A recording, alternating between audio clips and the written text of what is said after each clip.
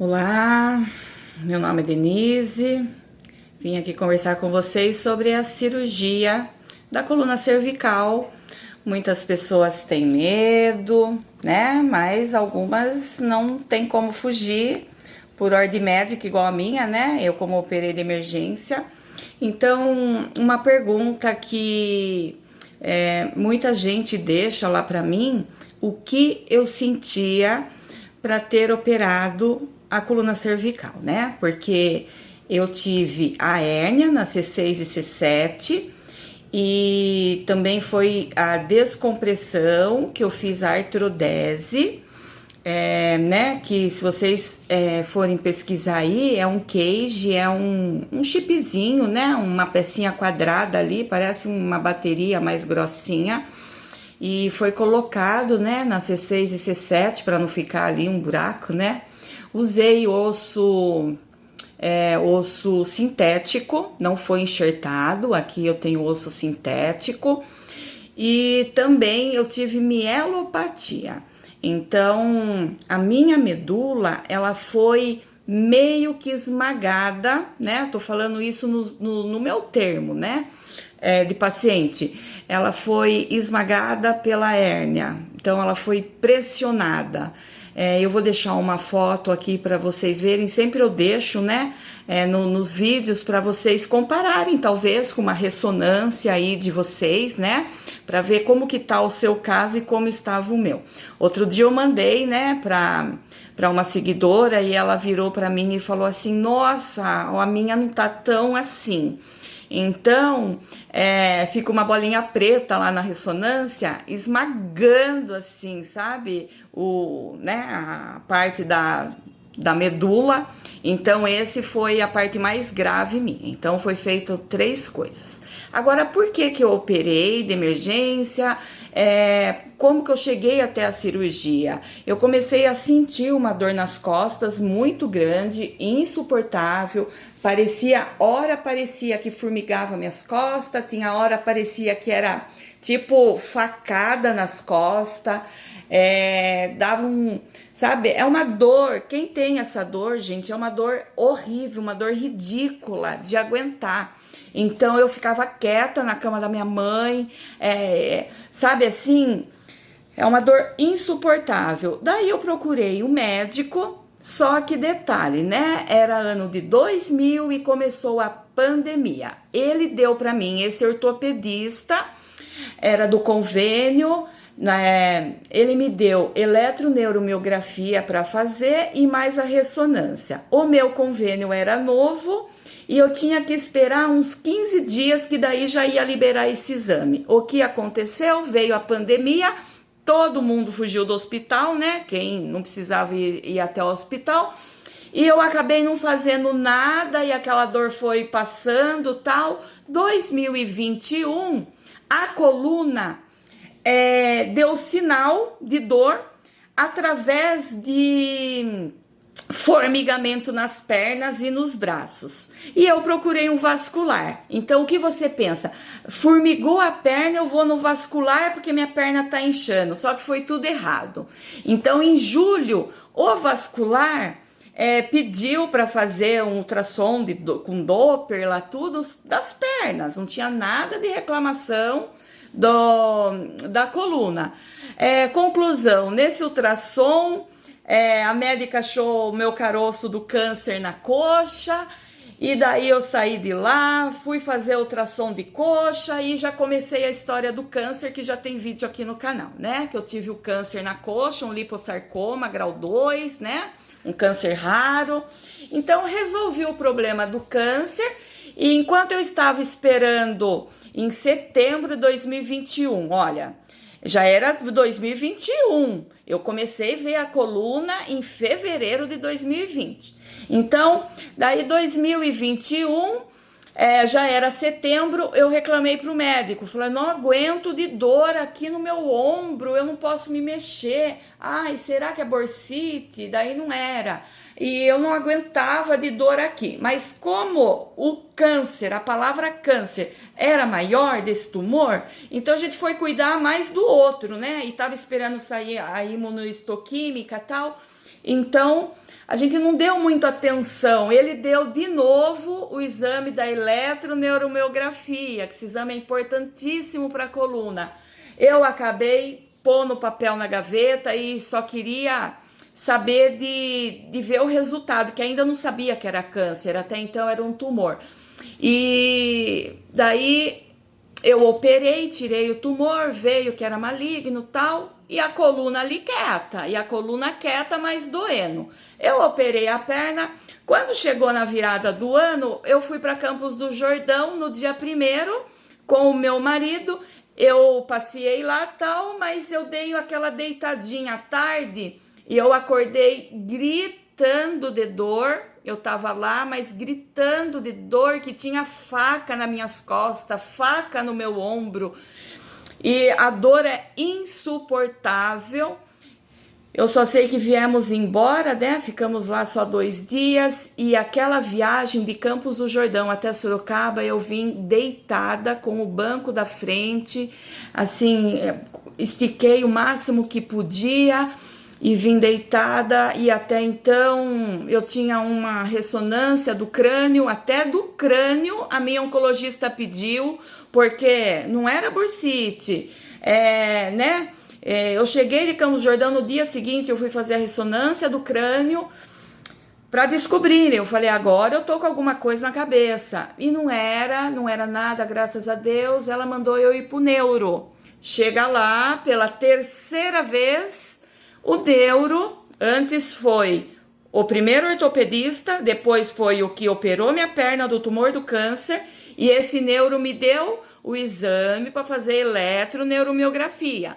Só que o convênio da Intermédica tinha que demorar, tal, sabe? De autorização. Eu fui com caráter de urgência. Olha, eu fui atrás até na auditoria para eu fazer esse exame, que era a dor da morte. Eu já não estava mais vivendo, nem para dormir de dia, nem para nada. Remédio, eu tomei tramadol, milgama. Eu tomei tanto remédio para dor.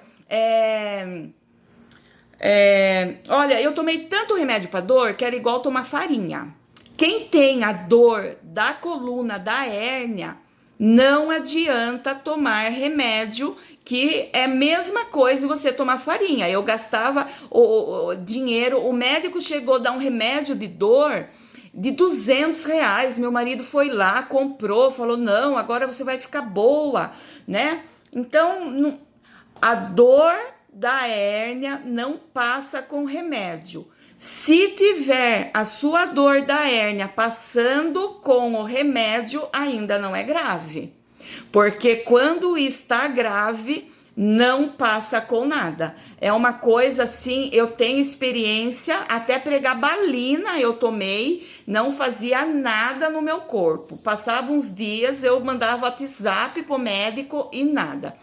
E daí, esse neuro que pediu a eletroneuromiografia, estava esperando, eu falei, eu não aguento de dor. Daí eu comecei a ver tudo. E eu falei assim, deve ser a coluna. Agora eu quero ir no médico da coluna. E eu cheguei pro médico, no neurologista, eu falei, doutor, me dá um encaminhamento, que em convênio da Intermédica era só com encaminhamento, eu não podia ligar eu sozinha. Me dá um encaminhamento que agora eu quero ir no médico da coluna para tirar da cabeça. Ele deu, consegui marcar especialista de coluna. Cheguei lá, o médico me ouviu e falou assim, faz a ressonância da coluna. Só isso que ele me deu. E me deu mais um remédio para dor. Eu falei, mas esse eu já tomei, né? 4 tipos, tal. Ele falou, então faz o exame o mais rápido. Lá vai a Denise tentar marcar rápido a ressonância. Mas como nesse convênio que tratou o câncer tudo, eu eu estava cadastrada lá já como paciente oncológica. Então, a lei é outra, né? Eles liberam as ressonâncias muito rápido, às vezes no mesmo dia ou até no dia seguinte. Daí eu fui fazer a minha ressonância. Vamos começar o vídeo de novo. Eu editei o vídeo, não vi que essa última parte estava sem som. É por isso que eu estou com outra blusa. Gravei aqui na minha mãe, é a parte mais silenciosa do meu dia. Vamos lá. Então, depois que eu fiz a ressonância da coluna, saindo lá da IDS, né, da clínica, daí o médico falou assim: estimas melhoras. Quando eles falam isso, é porque tem alguma coisa, né? Estimas melhoras do quê? Do que eu tô doente. Então, eu voltei no médico, só que, para marcar, o meu médico estava de férias, né? O doutor Edmilson estava de férias, daí eu precisei marcar com o que estava lá com ele. E eu marquei com o doutor Eduardo Mariúba, aqui de Sorocaba, não sei se alguém aí conhece. E fui, e chegando lá no consultório, ele deixou minha ressonância fechadinha e começou a fazer os toques em mim.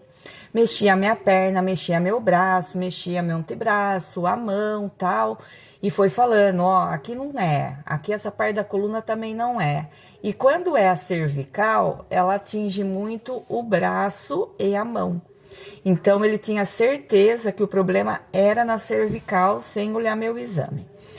Depois de fazer todos os testes lá no consultório, quando ele vai, sentamos lá para ele abrir o exame. Quando ele abriu o exame, ele levou um susto tão grande que ele até me assustou. Daí ele falou assim: é uma hérnia gigante, é uma hérnia muito grande, precisa tirar isso urgente. É risco de ficar tetraplégica, porque você não pode cair, você não pode bater o carro, nada disso, tá por um tris a medula. A minha medula estava todinha esmagada, de tanto que na cirurgia também foi feita mielopatia. Então, daí eu falei assim: doutor, não dá para esperar. Eu estava na produção minha de Páscoa, faltavam uns 20 dias para Páscoa. Daí ele falou assim: não, é agora. Você vai embora. Nunca tinha visto ele na frente. Você vai embora, nós vamos operar de emergência. Espera o hospital te ligar já para internar. E ali eu comecei a chorar. Eu falei assim: doutor, eu não consigo nem fazer o número 2. Para fazer força dói, eu choro demais. E daí ele me dispensou, sem mais nenhum remédio. E eu saí de lá do consultório chorando. Eu fui sozinha. E eu liguei para minha mãe, em prantos, falei: como que eu vou? Eu nem sabia a gravidade de operar a coluna cervical, imagine. Não tinha pesquisado nada disso, tudo de doença que eu já tive, do câncer, tudo, eu pesquiso um monte. E minha mãe falou: filha, fique tranquila que ele é meu médico pela Unimed, né? E também era médico na época da mulher do meu irmão. Então tá, lá vamos nós embora. E à noite, no outro dia de manhã, o hospital me ligou que era para eu internar às 18 horas. Então, eu internei às 18 horas. No dia seguinte, fiquei a noite toda tomando um remédio que não dava nada, assim, de aliviador. Daí lá no hospital, minha última refeição foi às 7 da manhã, no café da manhã, porque a cirurgia ia ser às 18 horas, né? Então, daí eu fiz a cirurgia, tenho vídeo aqui do canal, desde o dia que eu tava internando. No dia de eu internar, eu tive que deixar uma festa do Mickey com donuts, porta-retrato de chocolate. Imagine minha cabeça, ia operar a coluna cervical, sem saber o que direito, não foi muito explicado. Eu chorava porque eu pensava que era câncer, aquela bola preta na ressonância, e o médico falava para minha mãe que não era.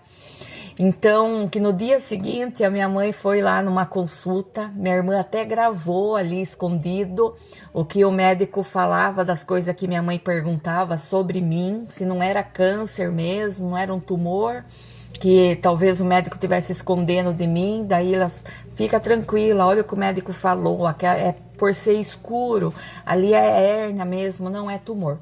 Então, eu ainda tive que fazer uma festa do Mickey, a minha cabeça estava assim explodindo.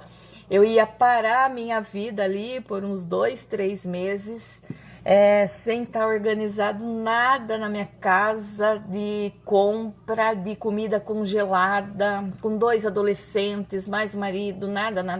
Então foi aquela loucura total. Então, o que eu tenho para falar para vocês é que cada um que faz essa cirurgia é uma surpresa. Ó, quase que assim, dá para ver pessoalmente. Se você olha aqui, tem gente que já perguntou se eu tinha feito tráqueo. Eu falei, não, graças a Deus não, ó. Ficou aqui na emendinha, tipo uma berruguinha que me incomoda, dá vontade de puxar, mas não é, sei lá. E não é berruguinha não, é da cirurgia, sabe? Eu tenho aflição que mexe no meu pescoço.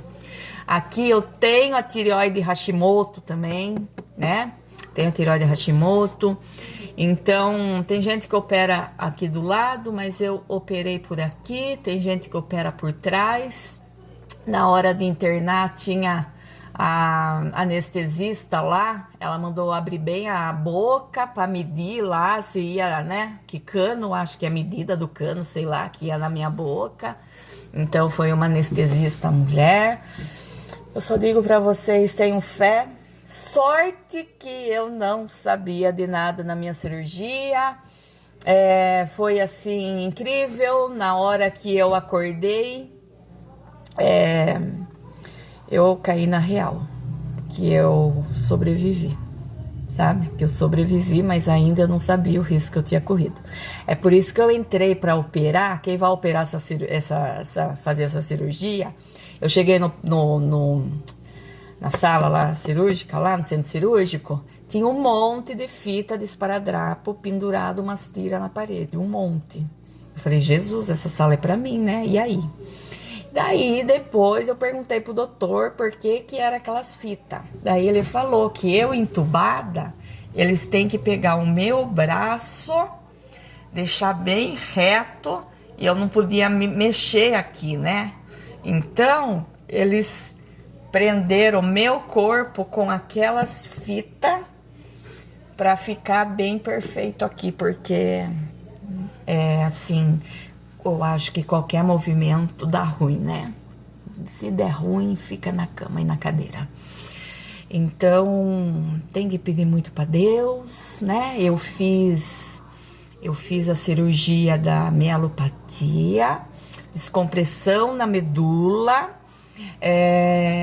tirei aqui a C6 e a C7, no lugar colocou o cage, né? É uma pecinha assim, pequenininha, retangularzinha, parece uma joia assim, né? Parece uma bateria, assim, de algum equipamento.